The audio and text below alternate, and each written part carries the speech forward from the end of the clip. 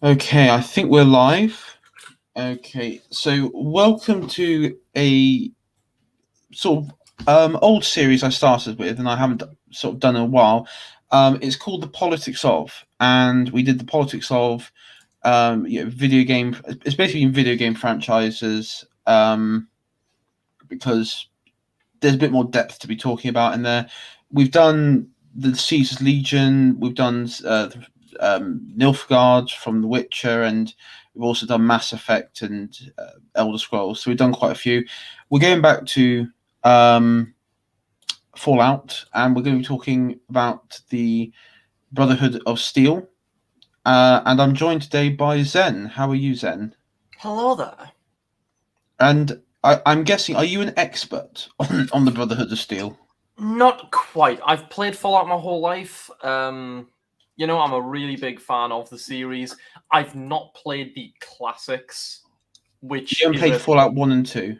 It's a shame that will. It's a shame that will be corrected at some point soon, I'm sure. But it's like they are big games and they are kind of hard games. I think I picked up 2 once, and yeah. What I didn't know was that 2 has an infamously bad opening. Yeah, if you, because I've actually played and I've completed both 1 and 2. I think I completed 1 once, and I've completed 2, I think, about 3-4 times. I come to think of it. The first one, I'd actually argue the first one's a bit harder because there's actually a time constraint on the main mission. Because you have to get the I think it's like the Gek back to the vault within the X amount of days, and it's I have been told by people that it's like it is a ludicrously generous one, and so long as you're not fucking around, you're generally gonna beat it. Yeah, I mean, I don't know. I tend to fuck around a bit with it, but that's fair. I mean, yeah, like the opening to Fallout 2, if you're trying to play like a non-combat build, if you're trying to play like a talkie build or a science build, you're fucked because they literally drop you into like a cave with a spear and you have to fight rad scorpions. Yeah, and you're like, my build's not prepared for this. What the hell, Fallout? I thought you were meant to be like a legendary RPG that allows like any gameplay kind of thing. That's what I was expecting. That's what I was like, being built at what it was being built up to.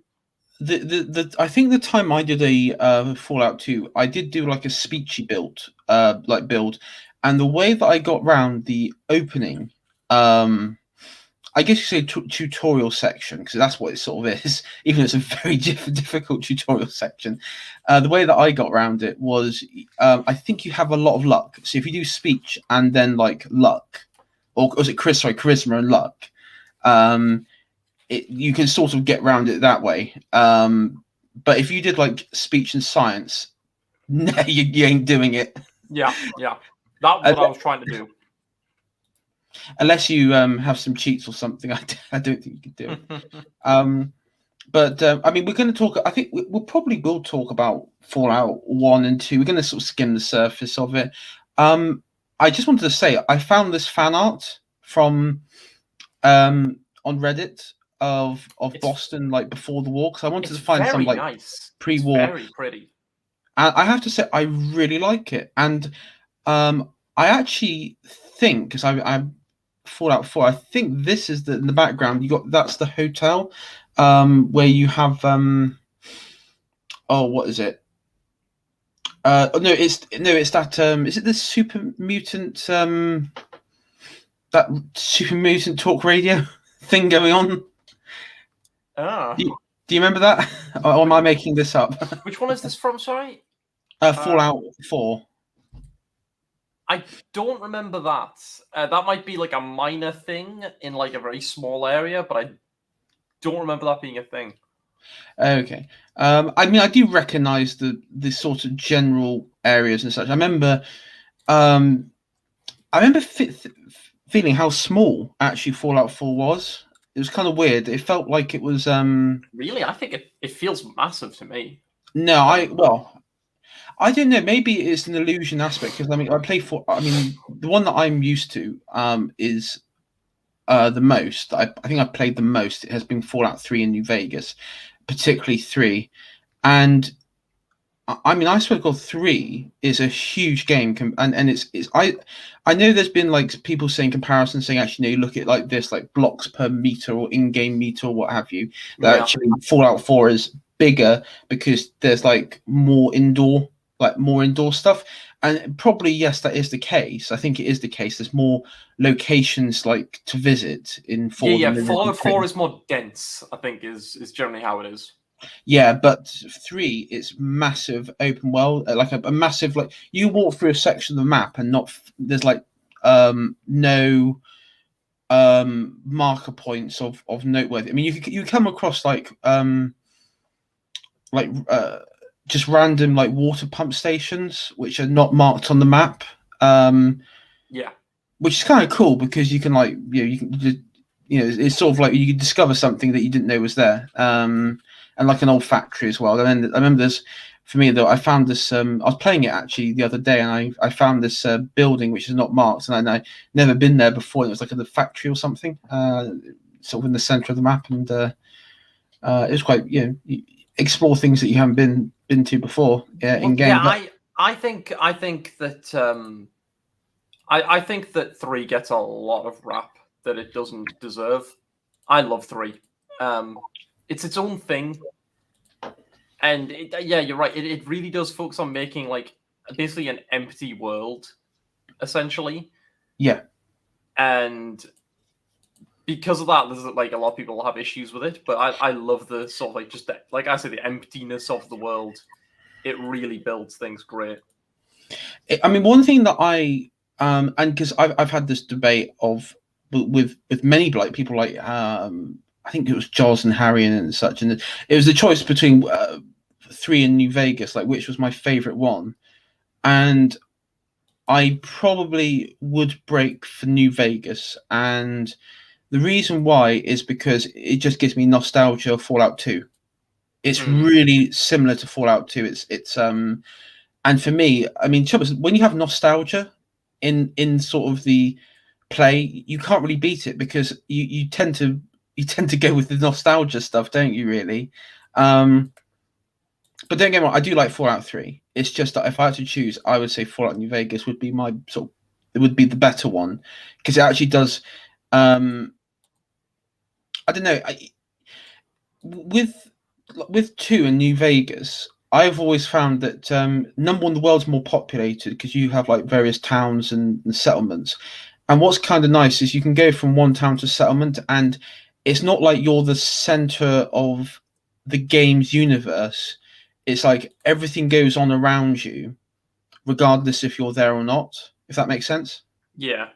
Yeah, especially with 2. I mean, you go there, you can do a few things, but at the same time, most people won't interact with you, don't interact with you, and it's not like you're uber mega giga chad hero, there to save everybody. I mean, I know you're like like 2, you're the chosen one, so that might undermine what I'm saying, but yeah, but yeah, I mean, I think also with 2, like you could actually really fuck up a mission if you do something or say something wrong, without even realizing it.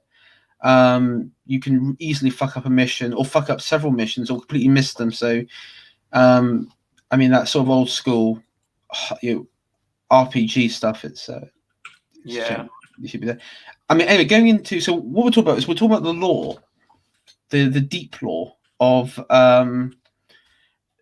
the Brotherhood of Steel, which is it's actually quite interesting because I remember back in the day I used to like watching it's Shoddycast, if I remember them now, Shoddycast, and they did lore videos on I think it was Fallout and Elder Scrolls. They may be doing I think they've done like a few others on different franchises, but those are the 2 ones that they're best known for because they're the top videos. And the Fallout one was really cool because they're like a Fallout storyteller series who used to like tell the stories of the Brotherhood or Caesar's Legion or the Super Mutant Army, Enclave, all those groups that feature throughout the Fallout series. But what we're going to be talking about is we're going to be talking about the I Not actually want to ask before we start. Do you ever watch all of those like that kind of like influx of fan films that there was back in the day?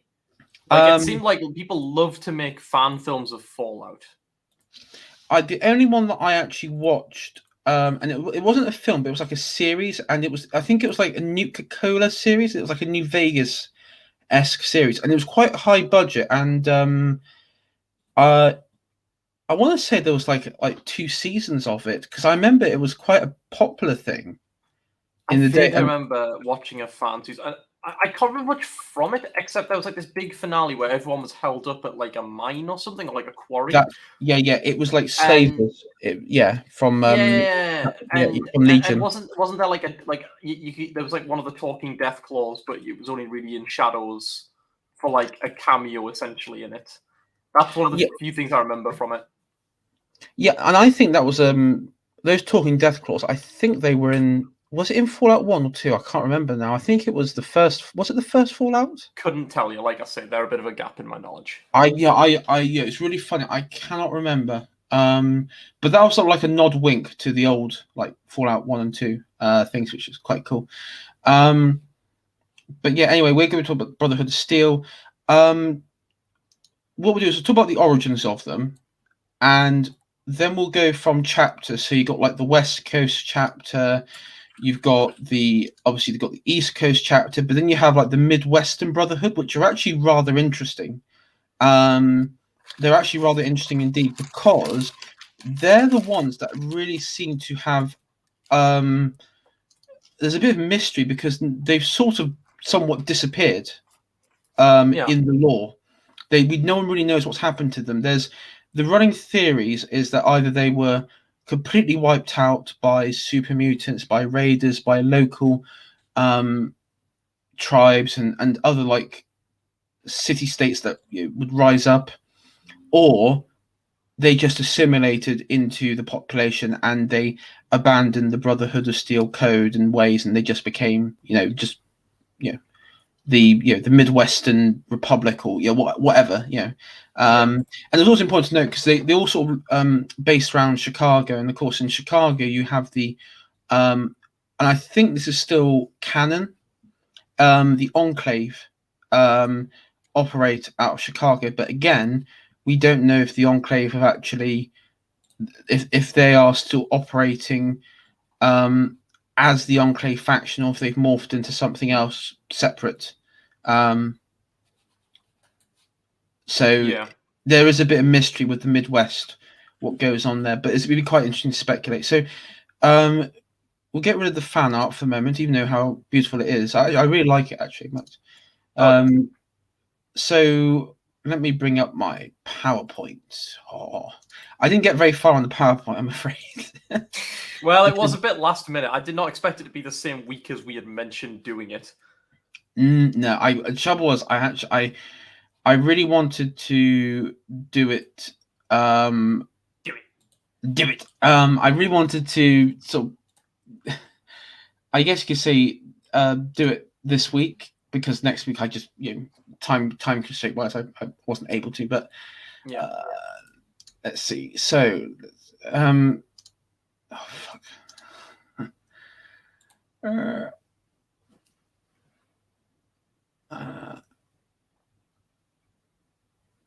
Right, there it is. Yeah, so Brotherhood of Steel. This is very, very impromptu. So this is the origins of it. So obviously the origins of the Brotherhood of Steel was that they were their founding members, and their founding member was obviously in the US Army. So by the time of January 2077, where it's sort of in lore, it sort of starts off from this point, because this is where the first mention of Captain Maxon and his superior Robert Anderson. The first Captain Maxon and Colonel Spindell. That's it, Colonel Spindell. Colonel Spindell, of course, his superior officer in this. So this is where we first hear of them. So the family members originally were part of the United States military. And they weren't like the top brass in the military. They were sort of like low tier, officers, and then regular privates. And they operated within the U.S. military. And at this time, it's important to remember in the law that Canada had just been annexed by the United States. Yeah.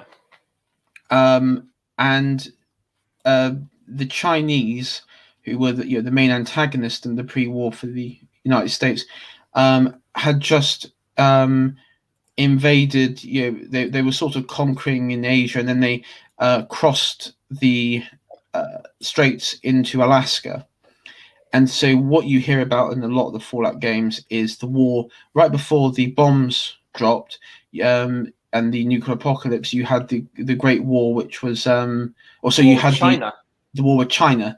Yeah, the Sino-American War, I think it's referred to in some of the old Fallout, in the old Fallout term. And there's an image here at the bottom here. It's from the DLC in Fallout 3, which was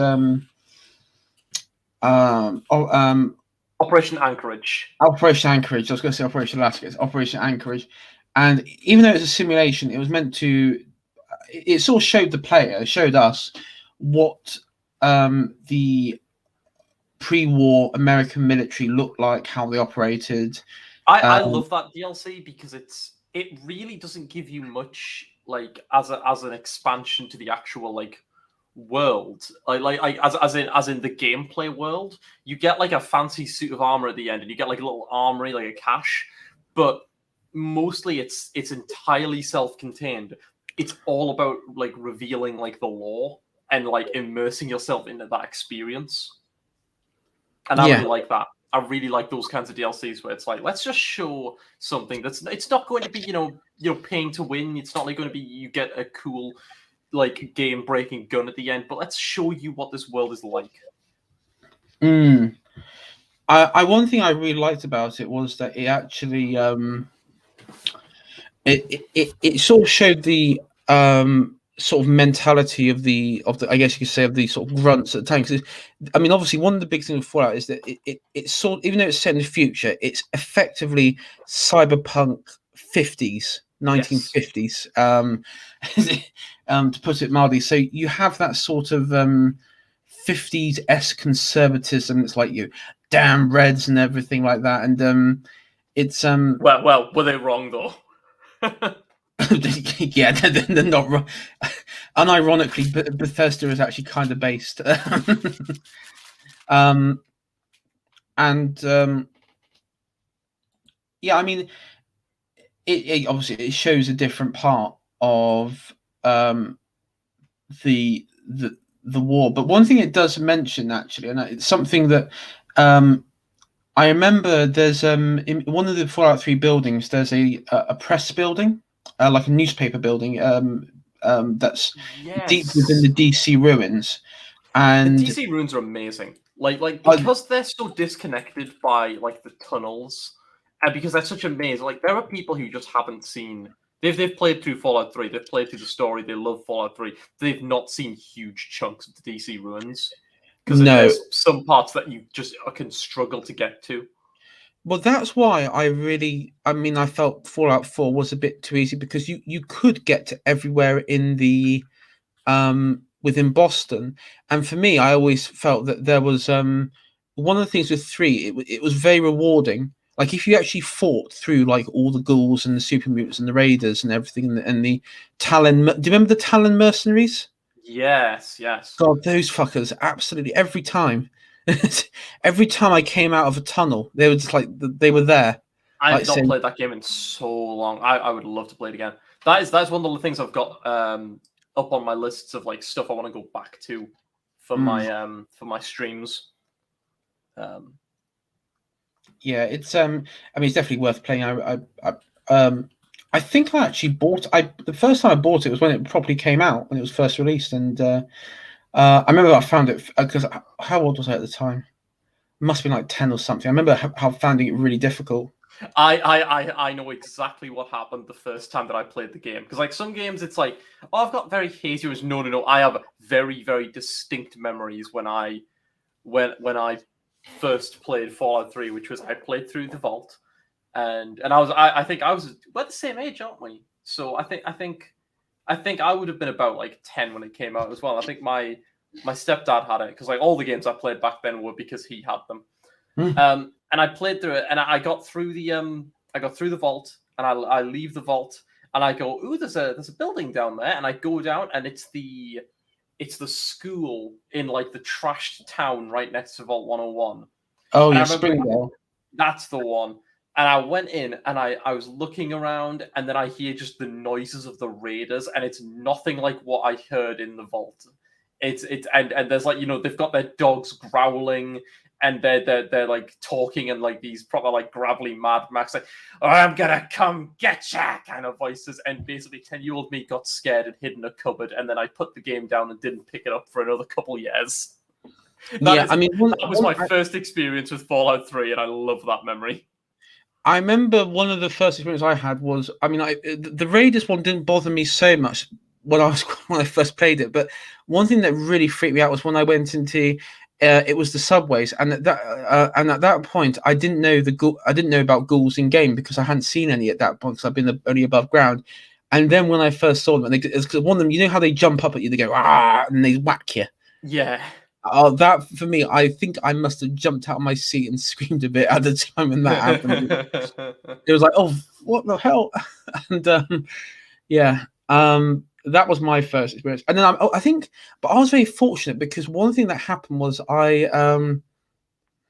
first encounter I had was with a Brotherhood of Steel patrol. So I was just like, I came out of the vault and I was coming down this hill towards the that supermarket, right?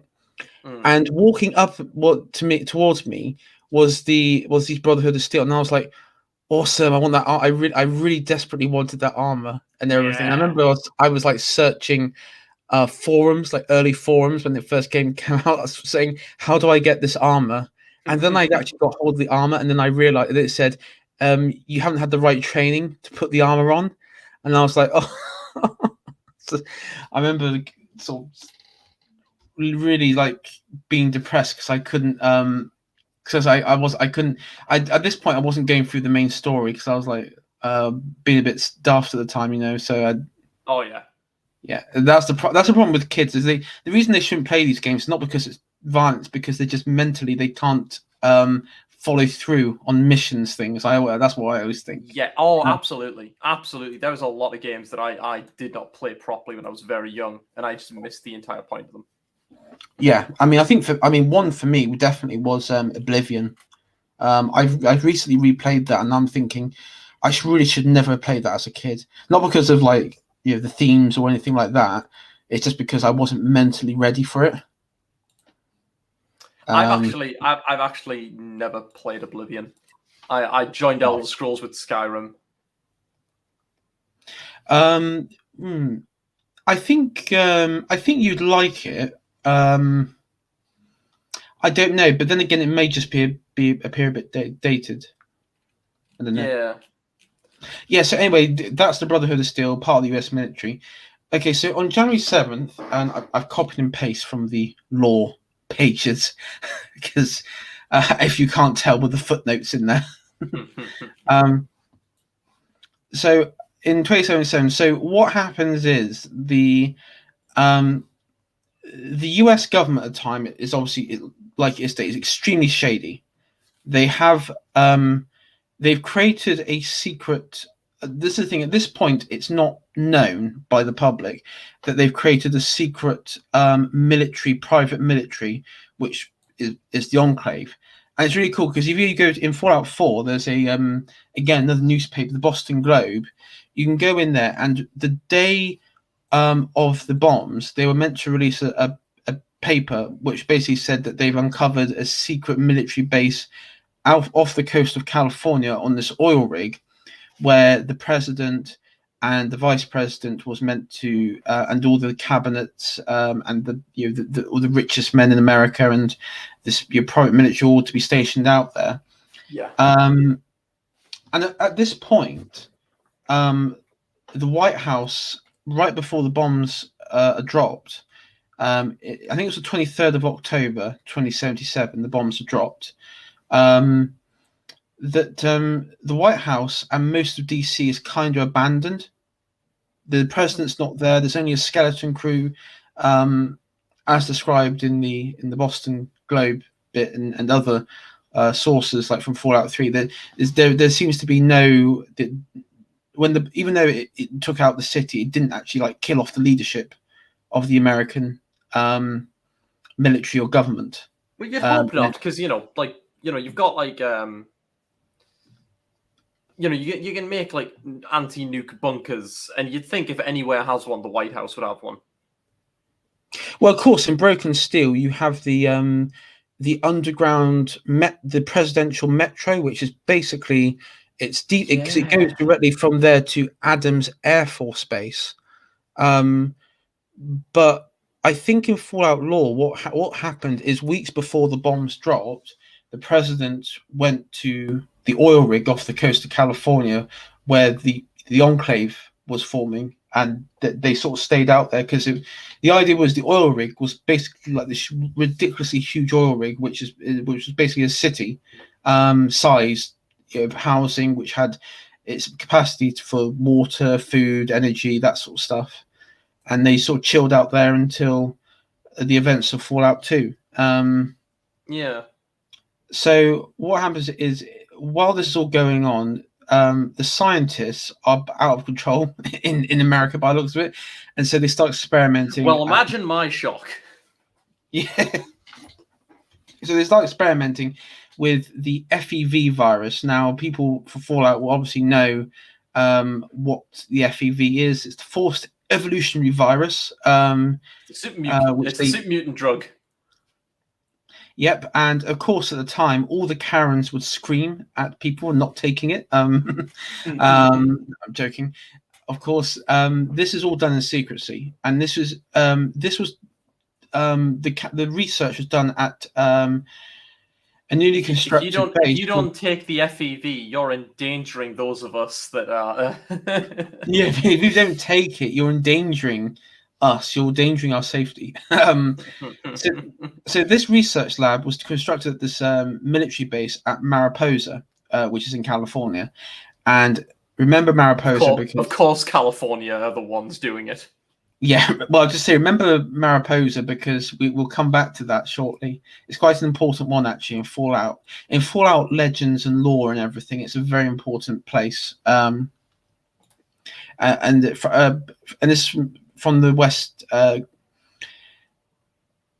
think this has moved from the West Tech facility commerce testing the virus on human subjects. So this is the thing. At this base, you have the military, and you have a certain Captain Maxon and his superior officer, Commander Spindle, who are stationed there.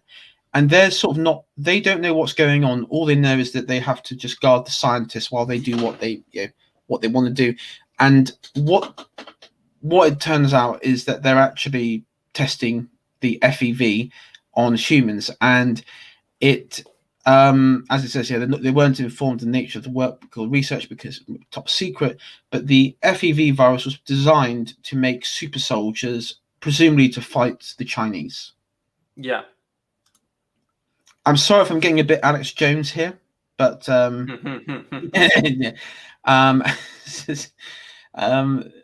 And it probably will happen at some point in the future.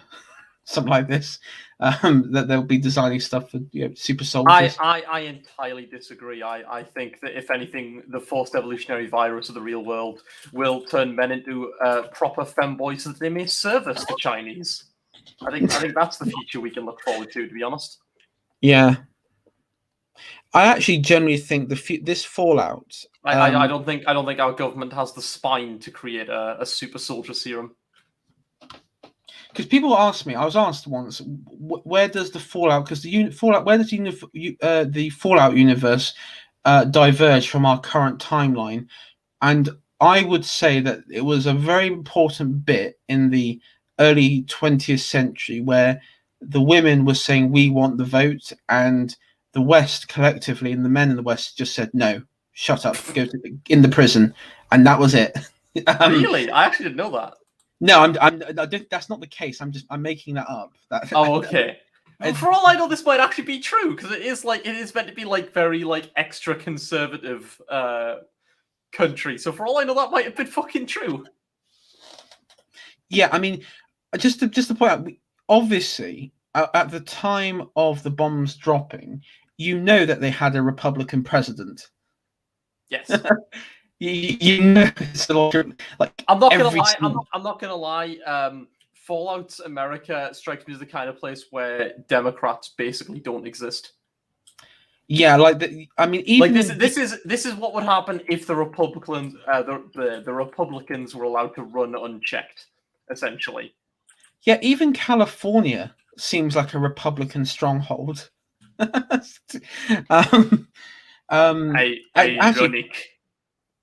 a funny thing you mentioned. There's a like a settlement in Fallout 3 where it's called I can't remember what it's called, but it's people say, "Oh, don't go there, don't go to this place, stay away from this place." And if you go there, everyone appears like there's like two families, and they all like nice and happy, and they say, "Oh, come over for a bite to eat, Mister," and you can ask them, and they just say, you can ask them questions about this place and themselves, and they just go say, "No, don't go asking me my politics, but I will tell you this: we sure ain't some liberals down here. We are strong conservative Republicans and everything." And it turns out the reason why people and even the raiders are afraid of going here is because they're cannibals. They're cannibals, yeah. Yeah. It's one of those things where it's like, if some place is getting bigged up as being scary, and then you go there and it's not scary, they're cannibals. It's what they always go for. Yeah, it's cannibals. Yeah, and it's like, that's really cool because you can break into the shed and you find all like the meat, and it's like, Yeah. Yeah. So that's what's been going on at Mariposa base. There was a the soldiers. They didn't know what's going on. So presumably, Captain Maxon sort of uncovered all of this and basically just went, fuck no, I'm not having any of that. That's not very American, and basically just a small military coup or something. This is the thing. It was actually Colonel Spindell who was like, because they were using military prisoners as test subjects. So I think, yeah. So, and a lot of them, I think. I mean, I've been trying to find some law stuff because I was wondering if they use like deserters from the American army or just Chinese. I think they used a bit of both, to be honest. There's like some suggestion that they may have used American soldiers as well. And Colonel Spindell, he discovered this, and for whatever reason, he had a bit of a nervous breakdown because it was just sheer horror. And if you see like in Fallout 3, the people in the super mutant vault of the failed super mutants, you'll see it's pretty horrific. Yeah. I remember as a 10-year-old, I remember seeing, I was like, oh fucking hell, this is pretty depressing. Fallout's a really odd universe with the super mutants because there's two versions of the super mutants. There's the president making these like soldiers to fight in the war, but then there's also the master from the original games who's like trying to make like a master race that can survive the apocalypse. So it's an odd kind of divergence where it's like the 3D games have their own super mutants that are specifically separate from the super mutants of the originals. And the East Coast ones are just from Vault. That what's it? Vault. What's that Vault in Fallout 3? That's 87. Where the East Coast. 87, yeah, because that one. I mean, the super mutants there are actually completely different from the ones on the West Coast. Mm-hmm. And there's even references. The West Coast can be intelligent. Yeah, they can be. That they're educated. They're actually rather intelligent and such. Yeah. So what happened was Colonel Spindell, he had a nervous breakdown, and apparently he locked himself in his office, and then Captain Maxon had to basically step up and deal with the situation because at the time the soldiers, because this all blew up in the base, and the soldiers were like, "What the actual fuck?" And the soldiers were wanted to kick down the doors of the scientists and do the Taliban stuff to them. So he had to deal with the situation. Not gonna lie, after 2020, I'm very much on that wavelength. And so 2 days later, so this is because 2 days pass and the soldiers hadn't done anything. But on the second day, so 2 days later, Captain Maxon, he had to stop a soldier from murdering a scientist. So Maxon was obviously trying to keep order. He was really desperately trying to keep order. Yeah. And which is fair enough because moralizing as you can get, you don't want there to be legit just war amongst your own people, essentially. Well, yeah, because I remember at this point, this is October the 12th, 2077. So this is a week and a bit before the bombs fall. So this is because at this point in the war, what's happened is, and people don't forget this, is Alaska had been liberated, and the American army, along with their advanced rangers battalion, scout rangers, had crossed into China. And there's actually a contingent of the military, US military, in China when the bombs fall. Right. Which is, I've always said with a future Fallout set in China, that'd be quite interesting. I don't know. I feel like that would be a lot for them to do because they'd have to create China's entire culture and that would be a lot. That'd be a lot. I'm not gonna lie, I like pre-war China being kind of shrouded in mystery, and you only get hints of it, like the submarine, the Chinese submarine in Fallout 4. Yeah, that guy, the Yangtze, yeah, that's the one. Yeah, no, that was actually a really cool mission as well. Because remember the Chinese just gave the ability to launch a fucking nuke with a little flare grenade. Yeah, a little goofy. Remember in Fallout 3, the Chinese that appear there, because you actually do have a Chinese faction, I guess a ghoul raider faction. It's classed as, I think, but it's basically Chinese remnants, they call themselves.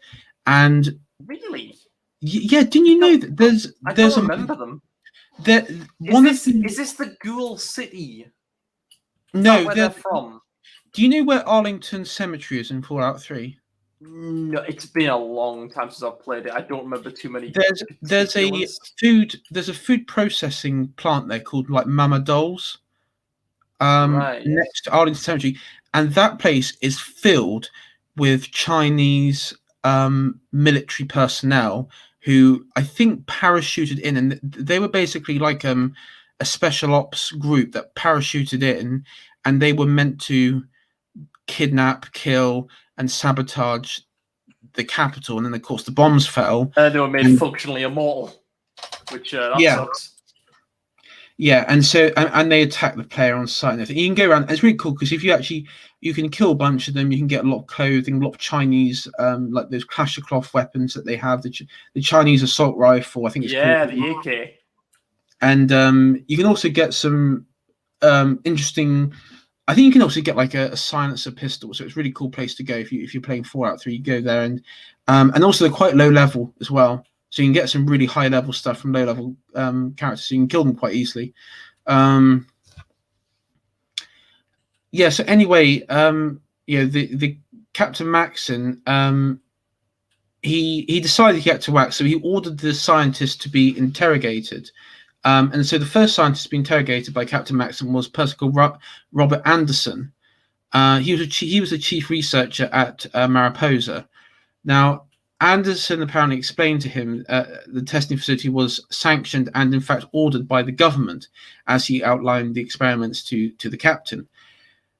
Now, as Maxon had been a patriot, he refused to believe him, and the scientist obviously getting pissed off with Maxon because he and the other scientists were getting scared that the military were going to go full Taliban on him and tear him limb from limb, lost his nerve and started screaming how he was going to follow orders and that he was also a military man. In response, Captain Maxon decided to 360 no scope him in the head, and yes. Captain Maxon killed him. Important thing to note is you might be wondering what happened to Colonel Spindell. Now, Colonel Spindell, he committed suicide because of the mental breakdown. So this So was how much like had Spindell uncovered? Was it just that there was this human testing getting involved, and that just on its own? yeah. I think he actually saw the FEV victims. Right.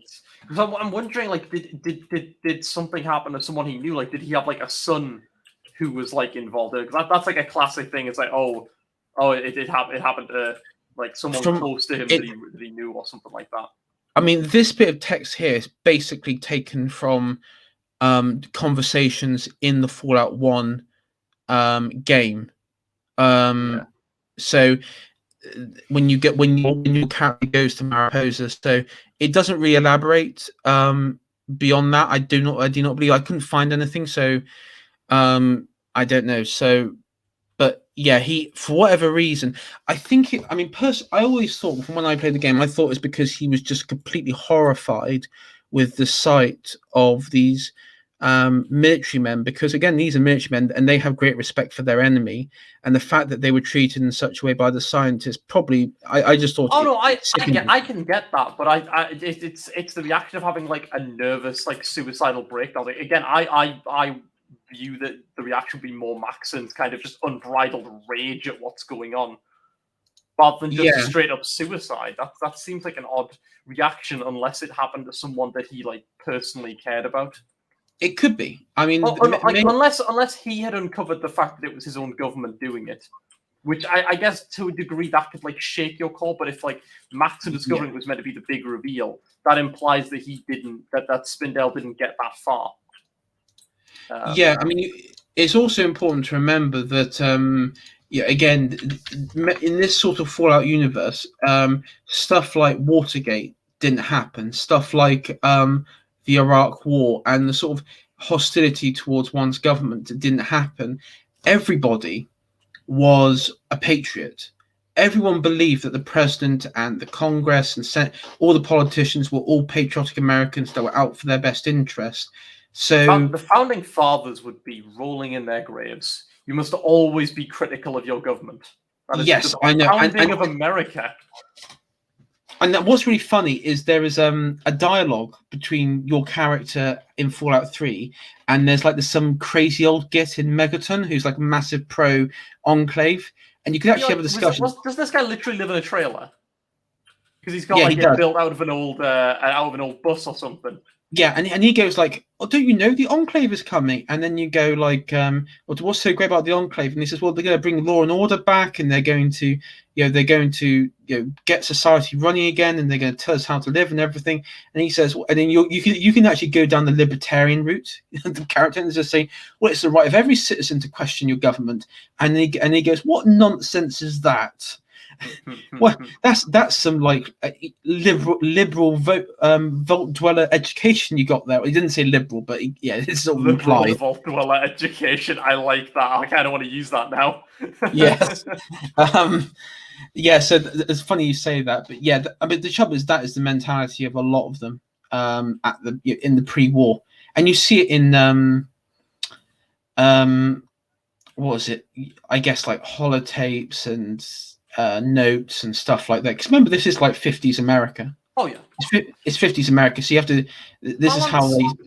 The balance of skepticism is a really hard one to keep. It like to me, like as much as I hate the stereotyping of it, it really does seem like there are only two options, which is hating your own country and being just a fanatical loyalist. And it seems like society is just incapable of finding the balance where we love what our country's meant to be, but we are skeptical of what the representatives do.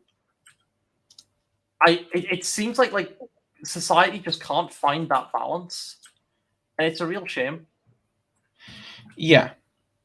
I mean, I think that's what the I guess you say in the Fallout universe, that's what happens afterwards, because there is actually like an element of skepticism, like from the Wastelanders who survived.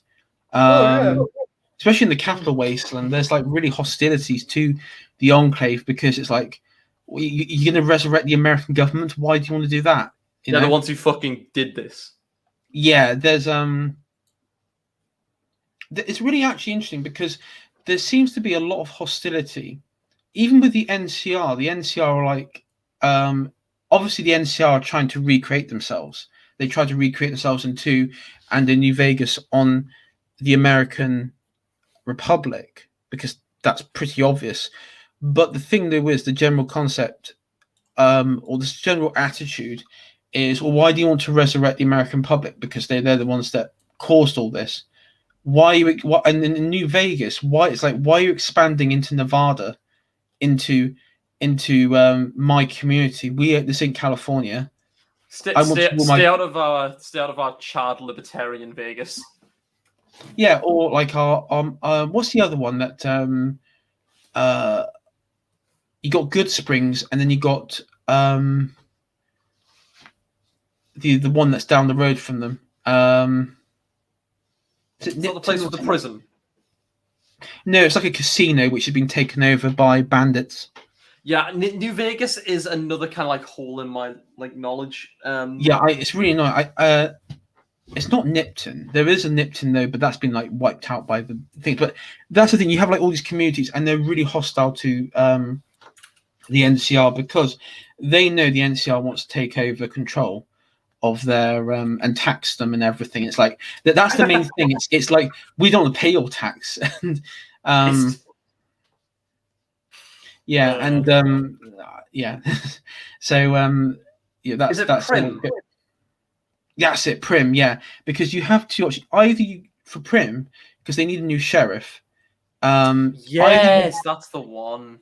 You can do. There's 2 options. Either you go to you liberate this guy from the powder gangers, who's a prisoner, who was a sheriff in the NCR, or you go to an NCR base and ask like a sergeant there, could you come over and take control of the town for me? And I actually used this is the town I was thinking of, where the prisoners have taken over. Yes. Yeah. And yeah, that's the but that's like the prevailing attitude, and you sort of see it as well in Fallout 3, because when in Broken Steel, when the spoiler alerts, everyone, if you haven't played the game, you might want to turn off now. When the Enclave are defeated at Project Purity, and when you wake up, with the DLC installed, you end up finding out that what is it? You end up finding out that the Brotherhood have sort of taken over control of the water supply. Yeah. And they've sort of like taken control of Project Purity, but they've also like taken control of like the White House, of the road networks, of a few others, and like Megaton as well. They have like a sort of like a little, not like a base, but like a little sort of group that sort of patrol up there. And there's one thing that's really cool. There's like a random event where you can find Wastelanders confronting the Brotherhood, and like, we've got money, just give us the water, basic trade. And you can see the Brotherhood at this point, they're like behaving like Big Daddy government. Mm-hmm. Yeah. So even the Brotherhood, unfortunately, fell into became a bunch of statist pigs. As the sort of and they did. I don't think they even repaired the roads. So ANCAP's BTFO'd. that really is one of those like kind of like, well, we had a very, very libertarian society, and those roads didn't get fixed, did they? So what we're going to move on to now is what happened after Maxon. So just to know, his name is Roger Maxon. Right. So what happens as we go through is that there's a breakthrough on the base of the the FEV, and then they find out, and the stations there get really pissed off with them, and Captain Spendell loses his mind and locks himself in his office and then kills himself. And Maxon had to step in, obviously stop the scientist, all that sort of stuff. And what happened was, Robert Anderson, the chief scientist there, chief researcher, lost his temper with with Roger Maxson, and basically said, "Yeah, this is all being funded by the government. What the hell's wrong with you?" And Maxson, obviously, in a bit of just rage, just shot him in the head, point blank, and he rationalized it as trying to prevent a full-scale mutiny. So the reason why Maxson did this is he was concerned that if he didn't shoot the scientist, there would be a mutiny, and he wouldn't be able to control the mutiny. So, but by shooting him, he created a mutiny, but he was in control of it. So, yeah, right, I get it. So it's kind of like a controlled burning of a forest. it kind of is, because if he just was like, not my problem, if he pulled like a Spindell and locked himself away and just like put his feet up and like, not my problem, lol, it would have happened anyway, and it wouldn't have been organized, it wouldn't have been, chain of command would have broken down, and the soldiers might have just turned on each other then, it could have been a complete shit show.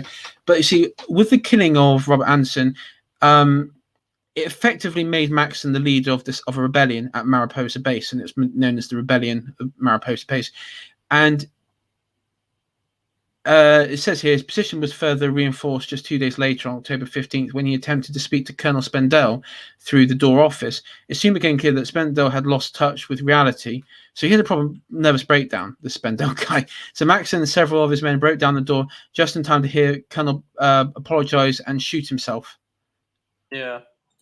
Imagine if they made this into like, I know Fallout, they want to do like a series. Imagine if they made this into a series, how dramatic the first like episode would be. Okay, are you aware of the nightmare that was the mods of hang on, what were they called? They were a nightmare. Fallout to the Frontier, because that is essentially what they tried to do, and it really didn't work. I've heard about it. Now, I've heard it was there was some nonce stuff about it, and that's how. Well, that was one thing, but the main the main story of like the game after the stream, after the stream, could you explain to me like what about that? Because I saw it, and then I heard everyone dunking on it, and I was like, I'm not going to install it, and I just ignored the story. But I want to know what happened, like sort of like. Well, Remy made a very comprehensive video regarding it. I'll put it in the chat for you, and I'll DM it to you as well, so you've got it. Oh, thank you. That'd probably be best. Remy does good content. Also, bear in mind, when this stream's over, in fact, probably right before it ends, I do need to dash off to do my own stream. Yeah, you got yours thing going on. Yeah. So we'll crack on through this. So I was going to say we might want to hurry along because we are over halfway through the stream, but we haven't even got to the Brotherhood being formed. Yeah, so basically, Maxson takes over after Colonel Dickhead shoots himself, and so what? This is where it gets a bit base. What, it didn't already? So Maxson basically arrests. He sort of besieges the other scientists, and there's this Erin Shellman who held out the longest on the 18th day, finally convincing the captain that the experiments were really ordered by the government with her detailed account. Now you see Maxson horrified about this. So this is the 20th of October, so this is like just a couple of days before the bombs drop, declares his unit in full succession from the United States. So he declares independence from the United States over the radio, attempting to force the government to respond to the situation at Mariposa. No response came, and this is because the government at the time had already left Washington and was on the... How many days before Nuke Day was this? Was this like 2 days before the nukes dropped or something? This was... when did the nukes drop?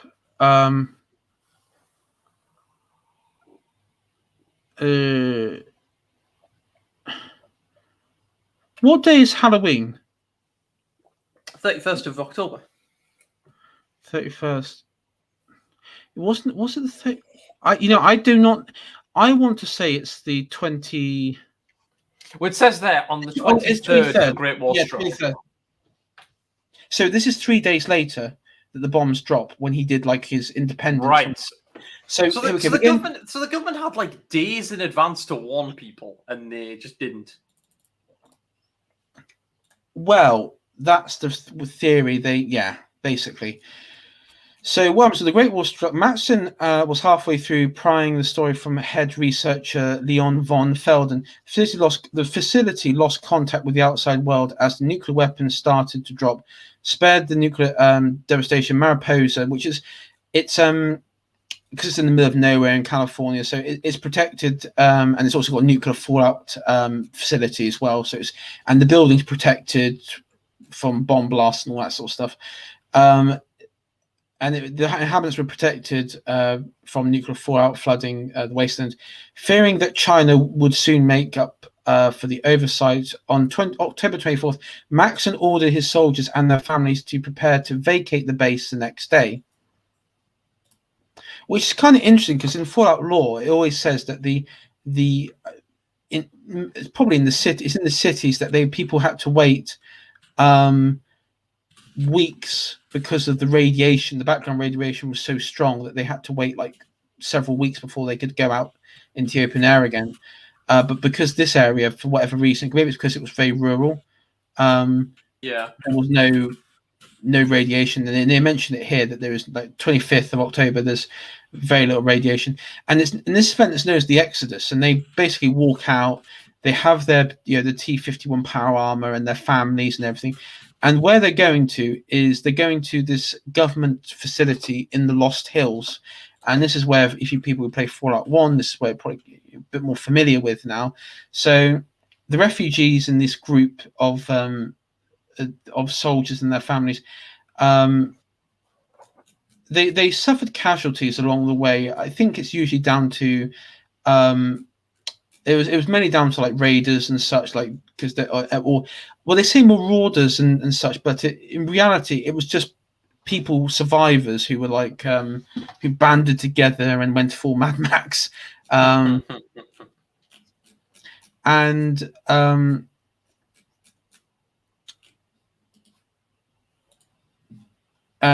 Robert Maxon, I think he lost his wife in the attacks on the Exodus. But his wife was on the base with him. Yeah, most of the family, their base was there, and they managed to all get into this is the really cool thing. All of the families and the soldiers managed to get in because they were in the base at the time. Mm-hmm. They were already like protected from the nuclear stuff, so they were like not affected. Yeah. So several soldiers broke off during the Exodus as well, led by Sergeant Dennis Allen. Ignoring warnings from Captain Maxon to find the group's will, Allen's faction separated from the convoy in order to excavate the remains of West Tech research facility using their power armor. They were never heard from again, and that's true. I actually want to find out what happened. Nothing. I can't. They may have become super mutants because they were in that area with the FEV, so could have become super mutants. We don't know what happened to them. Around 2150, so we were sort of jumping ahead of time. Could you do me a favor? Could you close that fucking Mario Golf video because it's really distracting? Sorry. No. I guess I wouldn't mind normally, but it was all I could focus on because it was so fucking flashy. Right. So what happens is we're sort of jumping a bit in the future. Now this is where it goes to Fallout 76. I'm gonna skip Fallout 76 because I don't consider that canon. Fair enough. I tell you what, actually, I would love to get a group together to play that because the game's fascinating to me, and ignoring its shit like actual or non-existent main story, I would actually like to see what lore is there in the game in like kind of an exploratory fashion. It'd be quite fun to get like some friends together because you can get it for quite cheap these days. Yeah, I mean it'd be quite. I've got 76, but it's it's one of those things. Yes. Yeah. So the foundation of the Brotherhood. So we're going to get the foundation done at least today. So witnessing how people around him slowly succumbed to depression, Captain Maxon formulated a new ideology for the survivors. Cool. So this has got new ideology. So all systems of and elements of the American state had completely ceased to exist. that you couldn't sing the Star Spangled Banner and all that sort of stuff, and there was no America, there was no United States, and so he created this new ideology, replacing all these symbols and such. And this is where you get into the sort of mythology, as they put here.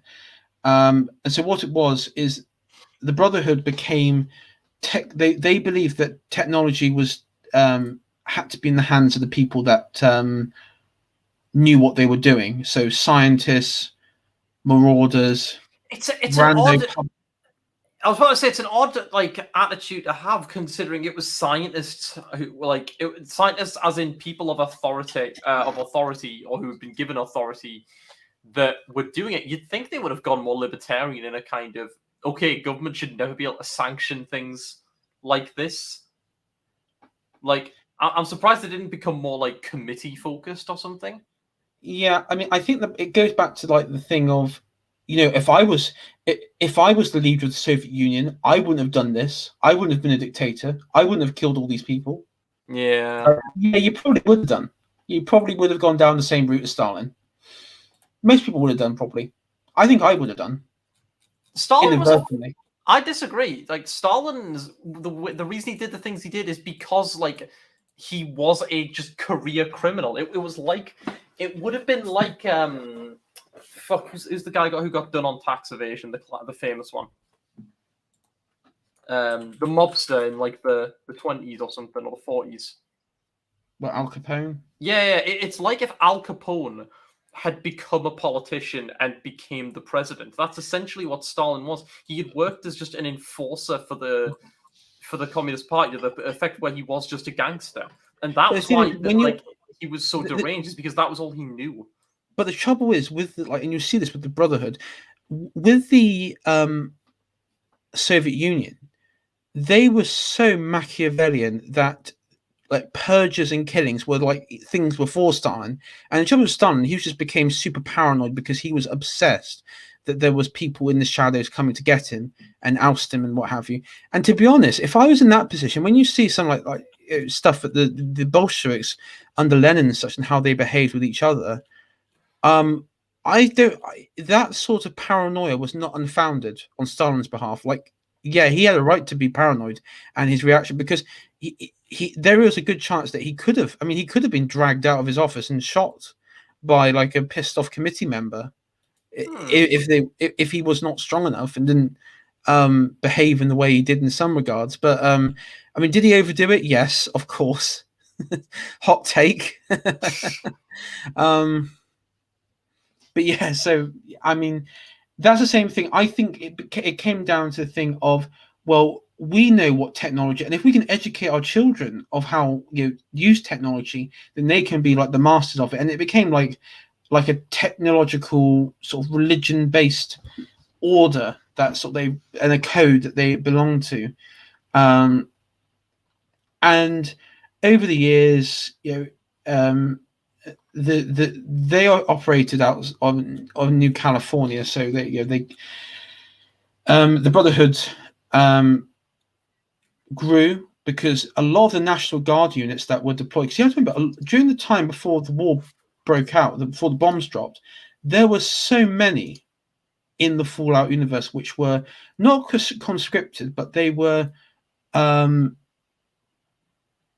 was a large the army, the US Army was a lot larger than it is today in IRL sense. That is, it was a huge army because they had war. They had I don't know did they have conscription? I think they may have had a form of conscription or something like that. I don't know. But then again, I don't think they did, because that not everyone was conscripted. But I think they had they definitely had a lot of men who joined up in this sort of period, and you had a lot of National Guard units as well, which joined the ranks of the Brotherhood that survived. They were making their way to, presumably the scouts of the Brotherhood found them around New California, and when you come down to, because Oh, sorry, near Mariposa, because the National Guard units they were formerly stationed near Mariposa, so maybe they picked them up along the way during the exodus. I don't actually know, but in the process, they actually acquired several new bunkers, and then of course they sent at this particular time, this early on, they sent an expedition to the Mojave Wasteland, gathering intelligence and new recruits, and then you have the Appalachia, so that's like 76, and all that. They did their thing. I was gonna say, do you want to try and like dive deep into more of like their ethics and their? Yeah, so we're mostly just recapping their history, really, and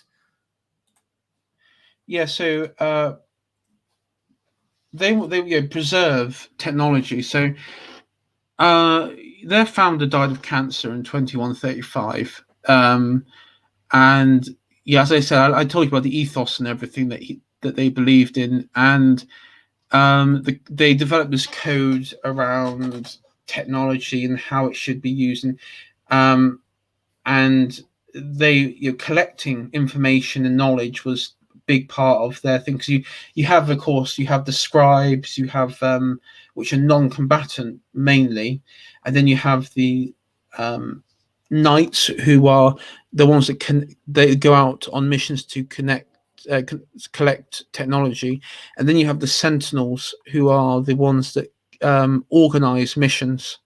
I really like the return to kind of like medieval kind of like heraldry. I love when like modern or sci-fi or that's the sort of like halfway point that Fallout is, like use their like technological like abilities, but then like they go back to the kind of like the medieval kind of like aesthetic and ideals. I love that kind of stuff.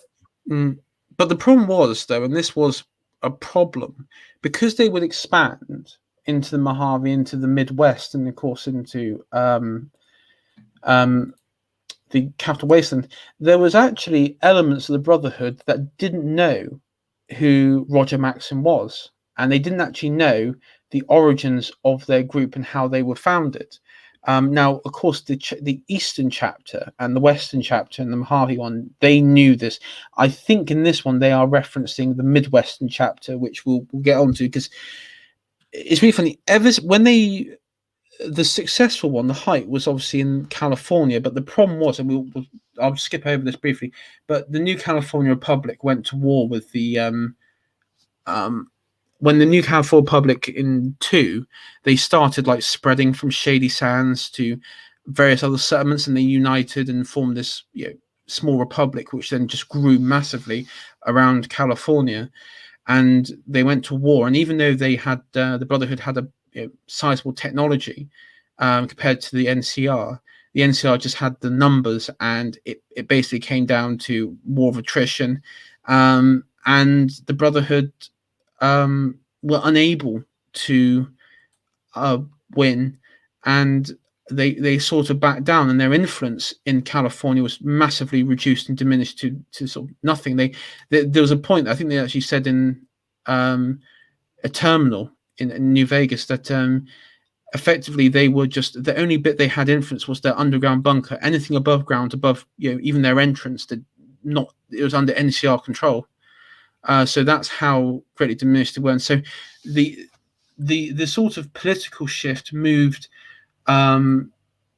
eastwards, because you had, of course, the last expedition that went to the capital wasteland, but then you also had the Mojave chapter, which was which had a lot of the Californian chapter moved into. So there was a lot of movement about at this point. And what's interesting is it at this point, you have with the East Coast and everything, they fractured. You talk about how strong their ideology was, they fractured really quickly. And do you have any question on the fracturing at all, of how it sort of fractured down? It was basically like there was like an expeditionary force that left to set up, and then that separation just caused like a changing of ideals, wasn't it? Or yeah, so the first time this happened, because the Californian ones were really pure I call them Maxonites, where basically they followed the code to the T. They didn't divert from it. They didn't help people. They didn't engage in local affairs. Because at this point in California, the recovery from the Great War had sort of already happened, and all these there were no raids about. These towns and communities had formed, and things were going on, and they didn't interact with them. But with the chapters that went out to the Midwest and to like Chicago and such, and to the Capital Wasteland, it was drastically different. So the ones that went out to Chicago, and we'll talk about this earlier, we don't know what happened to them from the sum of it. There you have Fallout Tactics and Fallout Brotherhood, which I think Brotherhood is the one that's set with them in Chicago. We know at one point in the 2100s that they were still operational. So this is like about 100 years before Fallout 3. We know that they're still functional in that region. Yeah. And you have the Enclave there. But beyond that, there is no mention of that. And in fact, when there is mention of that area, there's no mention of a Brotherhood dominance over that region like there was in the game. So my theory on this, and I've actually been talking to a couple of people on forums today about it. One person responded, and the general consensus, I guess, in the community is because they started helping the public, the communities there. And I'm just going to bring up a map just to show you why it probably fractured as it did, because it would have been a quite hard region to govern. I think this is no, that's the wrong one. Let me bring it up. Oh yeah, here it is. So you'll see in green the Midwestern faction and their sort of influence of power. So you got the NCR here. So this is the time of Fallout 3. You got the Caesar's Legion, and then you'll notice that Caesar's Legion is clearly more centralized and more like it's. I suppose if we use like the CK2 thing, it's a much more like organized kind of like aesthetic region. Yeah, whereas the other ones are very kind of like, they look literally stretched thin. Like someone could come in out of nowhere and trash the Midwesterns from the south or the north and go right to their center. Whereas Caesar, it's clearly like they've spread out to defend themselves. It's important to remember that all these cities here are the post-war cities, so these are all occupied. Now, my theory was, and this was it was not my theory, it's others' theory, but I sort of subscribe to this, that they had this control and they had influence, and that because they had like the power armor and all the technology that they were able, and even vertibirds and airships, because they used airships as well. This is like the airship stuff. So, yeah, the Prydwen. This is the Prydwen was obviously designed in the East, but they had like their own sort of smaller variations. And of course, you had the Enclave up here as well in Chicago, so they were competing. What happened, most likely, in my opinion, is that as time progressed, the leadership became more interested in, instead of collecting technology, helping the local community, so their local city-states, effectively, or local communities. The code became redundant. There was probably infighting with the Midwestern branch, and then it just dissolved into, okay, I'm going to become the ruler of Canyon City, and then the other like Brotherhood commander becomes like the leader of Coldwater, and that's how I think. Because by the time of 100 years later, there is no mention of the Midwestern branch at all. It's like it just didn't exist. And I think my headcanon, aside from the fact that they're desperately trying to say that Fallout Tactics isn't canon. Yeah, but you see, in my headcanon, basically the Brotherhood just dissolved into warlords who became like city-state presidents. So like all of them are just city-state leaders. Yeah, the wiki states that the Midwesterns basically went off in pursuit of the of fleeing super mutants, and they basically just lost contact. So I assumed that they just died, to be honest. Yeah, and you also had the robot army as well. The what? That was it in Tactics? It was like there was a from Vault Zero. That was it. Vault Zero. There was like a big brain robot that was the main plot of the story. He unleashed a huge robot army to wipe out humanity, and it's like the Brotherhood, Midwestern Brotherhood, stopped them and sort of conquered them and The killed them. calculator. The calculator. That's it. Yeah, That is fascinating. I'm not gonna lie. It's a shame that Tactics wasn't like better received. I suppose. It'd be very interesting to pick that game up. Yeah, it's a good. It's an okay game. It's not too bad. It's quite interesting. But yeah, the Midwestern branch just doesn't seem to exist.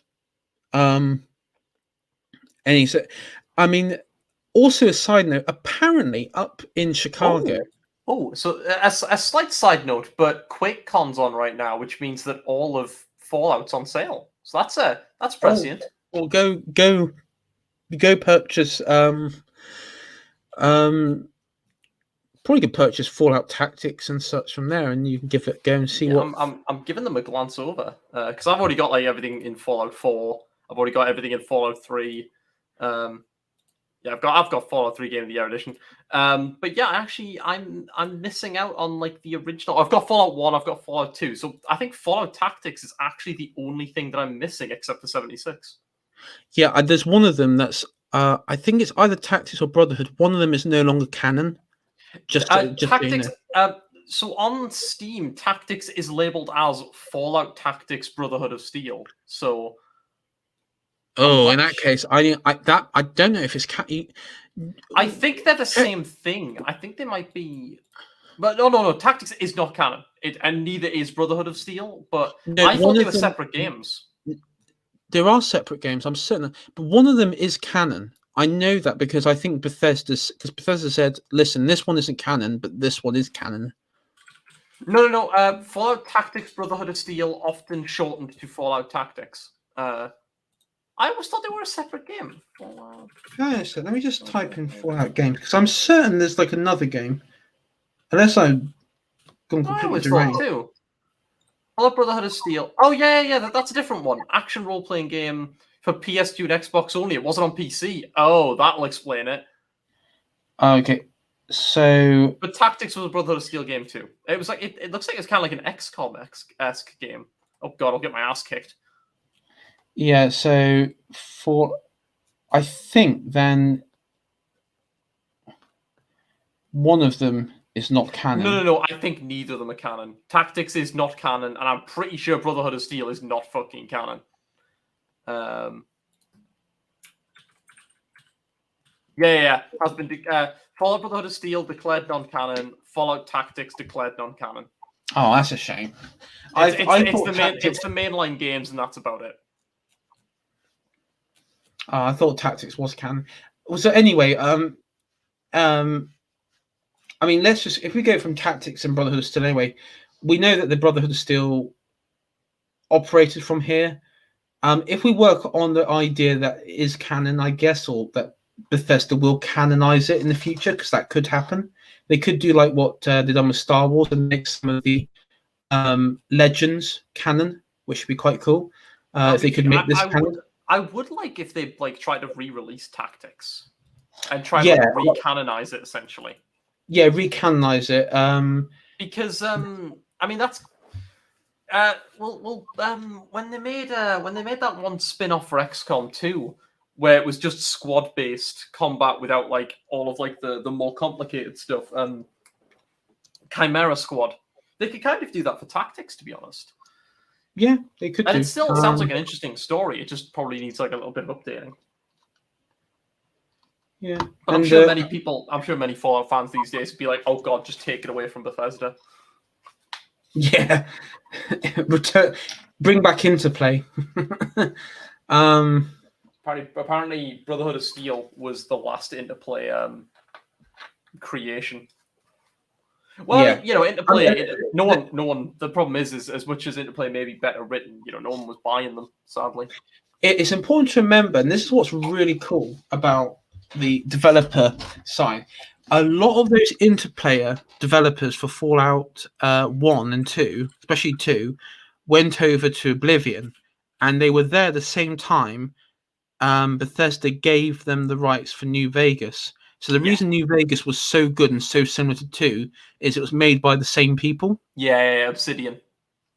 And so, but what's really cool is, this is going to be a quick tangent here, but similar thing with Knights of the Old, KOTOR, Knights of the Old Republic. The remake is going to people at Aspire who were at Oblivion, okay, and the I believe it was Oblivion and Interplay. Yeah. So there's like Obsidian made South Park Stick of Truth. I actually didn't know that. Yeah, it's and they now apparently at one point they got eaten by Microsoft and they made that Honey I Shrunk the Kids game, Grounded, which I played recently. It's all right. Yeah, I mean, to be fair, they release really good games. I mean, you actually want to have a consistent game company. They made Alpha Protocol, so I'll put a pin in that as a little bit of an outlier. I'm going to have a controversial opinion. I think, I mean, if you compare it to 76 or Cyberpunk release, I mean, at least you can play the game. I mean, Alpha Protocol was basically just a rip-off of Mass Effect, essentially. Yes, it was. I didn't play it, so I don't know. I remember watching a lot of videos back in the day, and it looked incredibly bland. I need to dash the toilet quickly, so I'll be right back. Okay.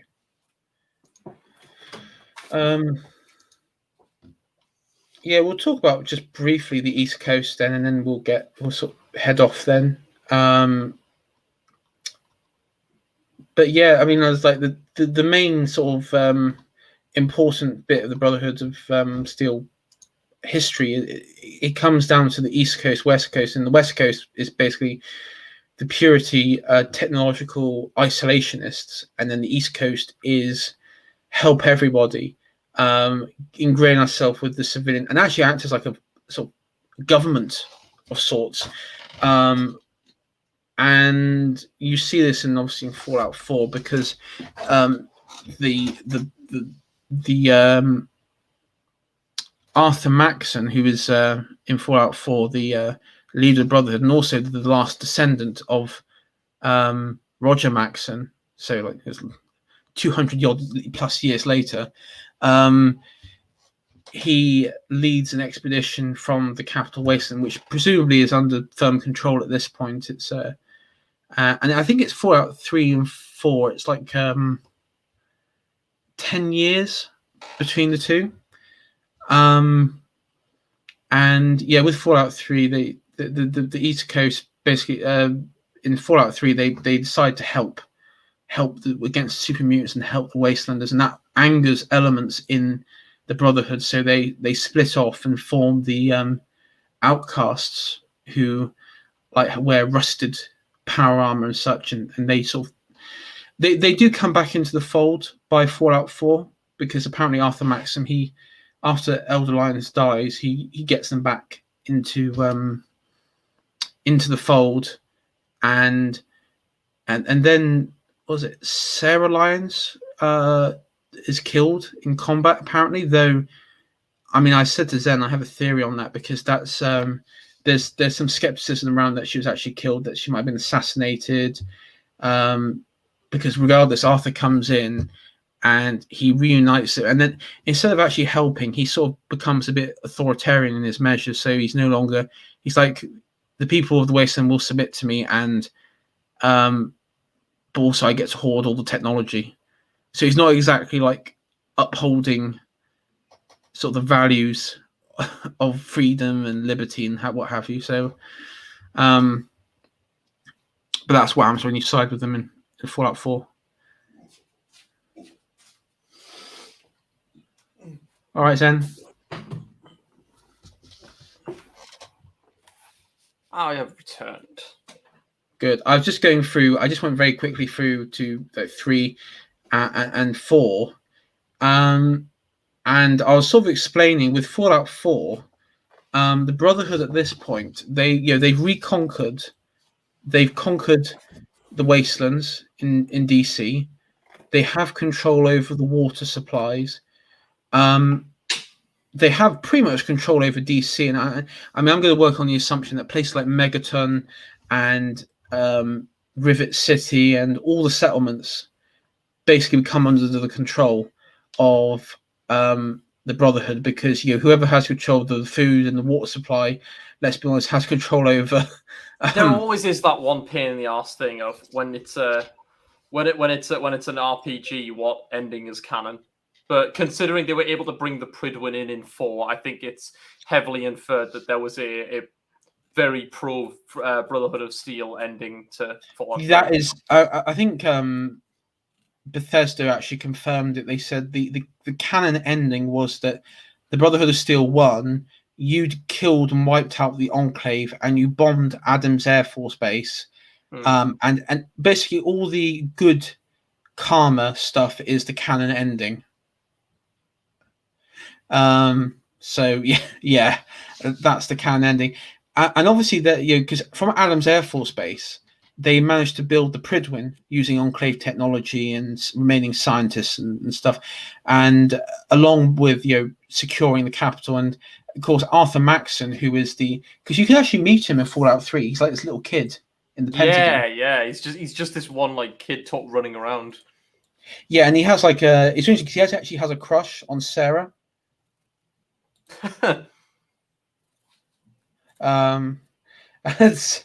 Sarah and Sarah Lyons, because of course the Lions are the ones that rule the East Coast faction. But what happens was he grows up, and there's actually some interesting stuff, like tapes about him in 4. So he defeats a Deathclaw or super mutant, like hand-to-hand combat in the that's insane. Yeah, and then of course Elder Lyons, he passes away because he's like an old man anyway, like a couple years after Fallout 3. And it seems that there's like a bit of problem because there was Sarah Lyons is inclined not to be up for the role, and she is conveniently killed in operations, quote unquote, conveniently, as I put it. And then of course Maxim is then elevated, and he has great martial skill. He's a great commander. He's actually very young. He's in his 20s, and the Pridwin is built. He builds the Pridwin, and he fights back super mutants, raiders, and presumably the Capital Wasteland becomes a relatively safe place like New California. I think that's what sort of roughly referenced. And at this point, it's so secured. He actually travels, of course, northwards to combat the Institute, because for whatever reason, the Institute is a prevailing threat. But I just wanted to say, and I explained to the people while you were away, the ethos really changes, because while he's big on technology, he actually becomes quite fascistic in many ways. And yes, the reason he what happens is he accepts that he needs to be involved with the population, but I'm going to be involved with the population, but we have superior technology and we know more than you. So basically, bow down to us, peasants. Is sort of like the mentality that he brings. Because of course, if he really does go with the full, we know what's best. And also immediately just, okay, now let's cull the kinds of humans that don't need to exist. It's like, yeah, it's sort of, yeah. And also remember in Fallout 4, what happens, and this is something that I thought was a bit strange, is like if you actually go with the Brotherhood ending, like just all the way through, disregard Minutemen and everything, the Brotherhood flag is flown over all the the Diamond City, like the main settlement. Yeah, and it's flown like other settlements as well. So obviously they active, and they also like garrison settlements around the wasteland. So it is a occupying force like the NCR, and at that point, so he has abandoned like the Brotherhood code at this point, and it's about expanding technology, expanding borders and such. And I don't even think he really cares about technology in Fallout 4.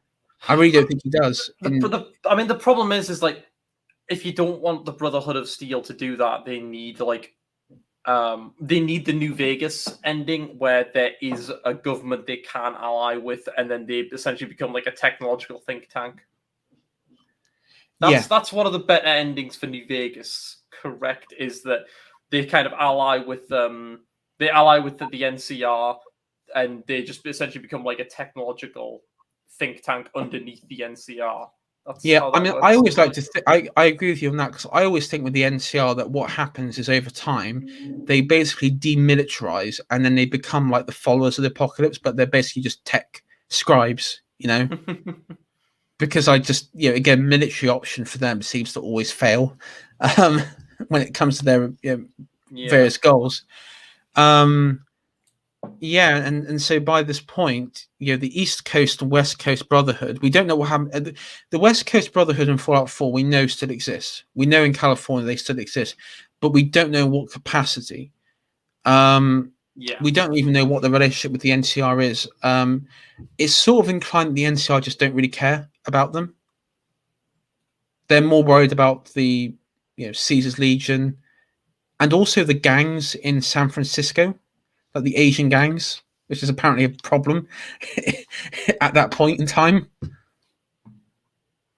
That's it really is a shame, and hopefully we'll see a new installment of that kind of like era. Yeah. Or that area, sorry, not era. Yeah.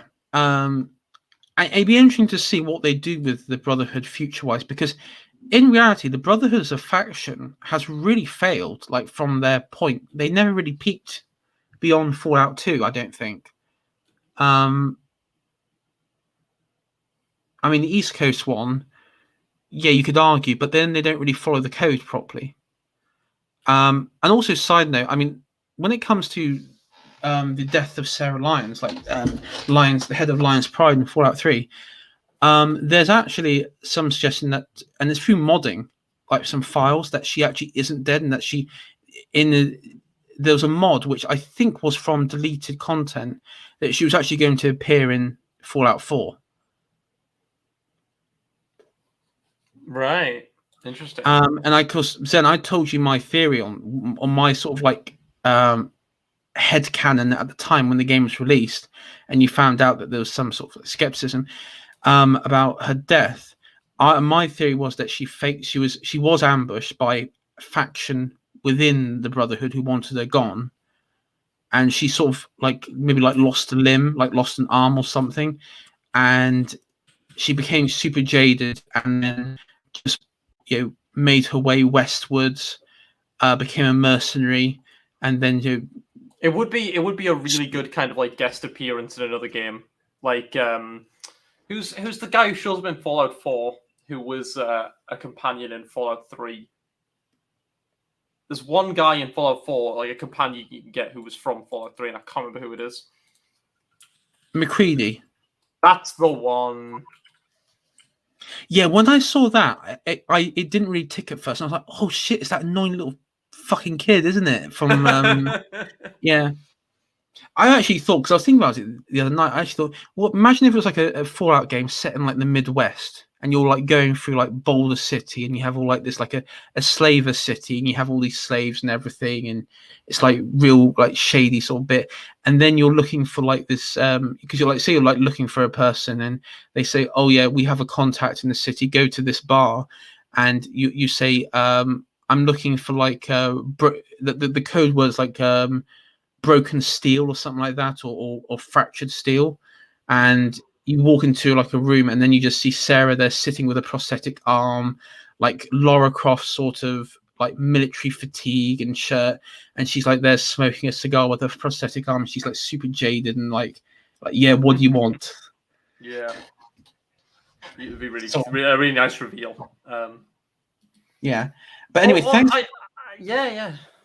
I was going to say, anything else you want to say at all? I was just going to say, I'd like to see a more hopeful future to her, where she's trying where she's made her own branch of the Brotherhood, and she's slowly regaining, like, because she never wanted leadership, and she's had to like be like, right, okay, I guess I have to, because people who do want leadership are all shitheels, which is a lesson you should learn, kids. As much as you may not want interest in, you may not have interest in politics, but the people who do have interest in politics are not fun people. So maybe you should get an interest in politics before they get their power. That's something I feel like I should just, you know what I mean? Yeah. Yeah. Yeah. I mean, yeah, she could. She might even like rediscover or like reinvigilate, sort of revive the Midwest branch or something like that, or she goes to like the supposed legendary Dixie Brotherhood in the Deep South. Yeah, I have like this wonderful picture in my head of because you like the image of just finding her and she's just all miserable. I prefer like you get into this big battle with super mutants and there's a big explosion, you get knocked on your ass. I mean, this would be a more cinematic game than Fallout tends to be, but you're kind of like on your ass, and then you see all of the super mutants getting mowed down by like, you know, the sort of like laser fire, and then just she steps in like power armor, just helps you to your feet. I prefer like a more hopeful kind of future like that. Well, see, when I say it's like shaded, like you find her shaded and very cynical because she's like been through shit, and like the family that she'd been like brought up with, that she only known her entire life, tried to kill her and everything. And so, and like Arthur and such, and like this kid that she looked after, it just all turned on her.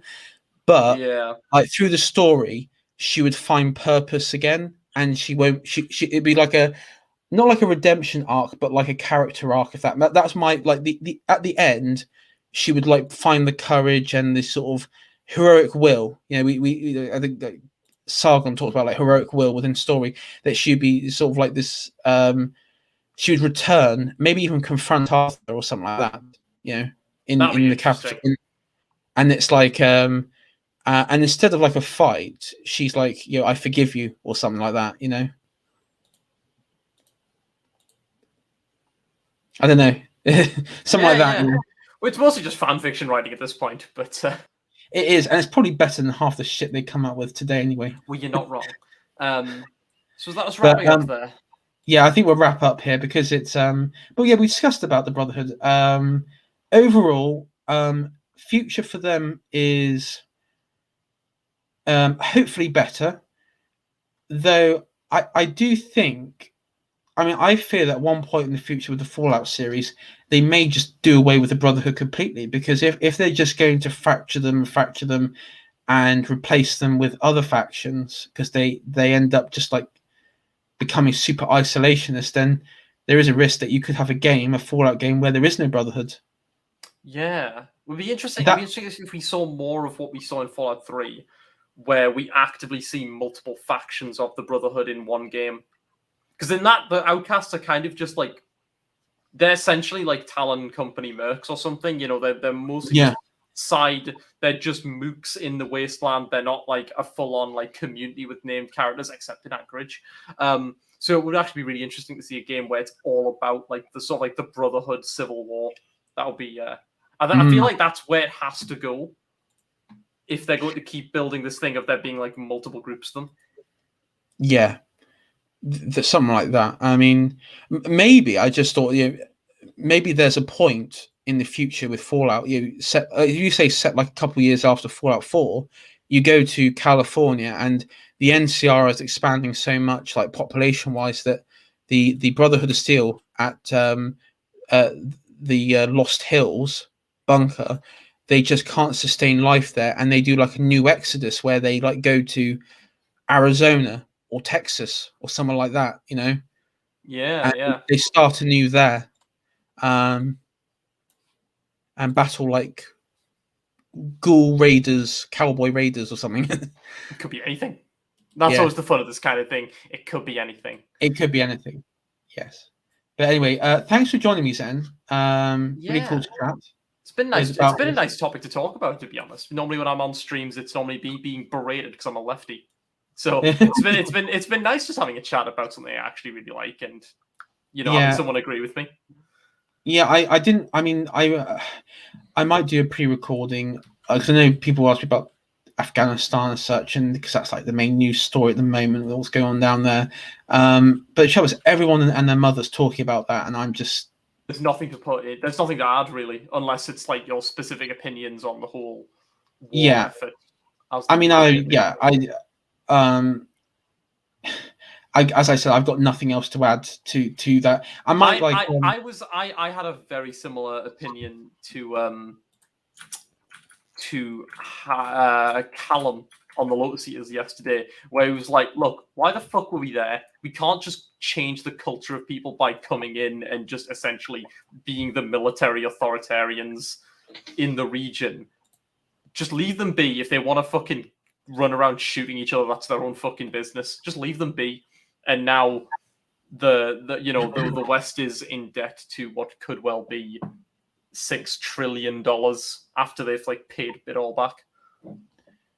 Yeah, which I mean, is the number I've heard, which is horrendous. Yeah, I mean, Thomas, during the the height of the British Empire, when we were in India, we were present in Afghanistan, and it didn't work out then. When Britain was at its most powerful, when we were the wealthiest nation, we were the world superpower, the only world superpower, and even then we couldn't. It's pretty fascinating because we've literally got like the kind of people who constantly complain about the British Empire complaining that we're not being the British Empire. Yeah, like us leaving is us saying, look, we're not going to treat Afghanistan like a vassal state. They've got to do this themselves.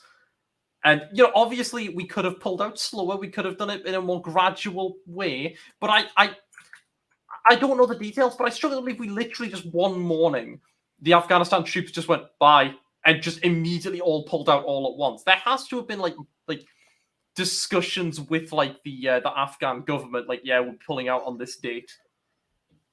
But like, it's ridiculous. The fact that immediately they were all of them were just like, yeah, we're just not going to fight for the city. And it's like, well, all right, then don't complain that you got completely taken over. Then, yeah. it's I mean, have you ever heard, Zenn, of a chap called Kipling? The tragedy of Darth Plagueis the Wise? No, wait. Have you ever heard of the tragedy of Darth Plagueis the Wise? A Dark Lord of the Sith, he was so powerful he could even kick the Taliban out of cities. Yeah. I'm not gonna lie. When they were talking about the how there was so much military ordnance just left lying around, I was waiting to see some like ridiculous Rambo story of just some freedom fighters who just mowed through the Taliban using stolen. Like someone just going full Dynasty Warriors on them. Just one man mowing down entire like Lord Miles. Oh well, if only, man. Army of One. Actually, have you ever heard of a chap called Kipling? That's Rudyard Kipling. I don't know anything about him. I've heard his name. That's about it. Yeah. He poem. He was around the time of the British Empire and everything. And this is a good extract from about Afghanistan. It's quite a long poem, but I'm going to just do a short. I'm going to read out a short bit on stream here. It says, when you're wounded and left on Afghanistan's plains, and the woman come out to cut up what remains, just roll to your rifle and blow out your brains and go to your gods like a soldier. Oh fuck. That's how back then they viewed Afghanistan and its people. Jesus. Yeah. I mean, you're talking about like the mid 1800s, and that's the sort of stuff they come out with. That is grim. And I think it was like in 1850, there was the British were forced out of Kabul, and they had to march back to British India, and on the way they were ambushed, and 16,500 were killed. Yeah. Now, to be fair, most of them were native Indian sepoy troops. They were like Indian troops. So, because it was also company soldiers that were killed. But yeah, as I said, this is that poem, Jesus. But anyway, anyway, thanks for joining for the Brotherhood stream. And thank you everyone for chatting. Chatting about this.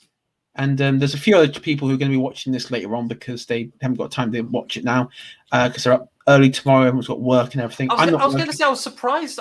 Basically, no one showed up for the stream. To be honest, it's a bit of a shame, but well, yeah. What you'll see, this happened. If you actually see my Caesar's Legion one, same thing happened. We got like one viewer, and then if you put in like the tags, Fallout, this, Fallout that.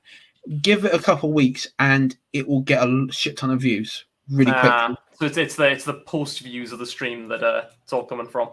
Yeah, that is, and also like you got like Harry streaming, I think. Yes, Tuesdays is the proper horror show stream. So yeah. you're also a bit of a contest for this kind of time slot. And also my NRX minions are not here because they're watching Academic Agent. So yeah. Fair enough. Yeah, it's what happens when you try and go up against double feature horror show. Yeah, exactly. Well, anyway, I must take my leave. I'm starting a new game tonight on my channel. So cool. So go check out Zenn on is it Twitch? I'm not Zenn anymore. I've not been Zenn for a month now, probably. What are you now then? I'm a VTuber now. I'm over here. Hello. What's your name? If people went on to Twitch, I've put it into the chat. I am Denziel_Jones. Cool. So go check Cyber Noir detective. So go check out that. That should be pretty cool. Okay, guys, and I'll see you all later. See you all later. Have a good one.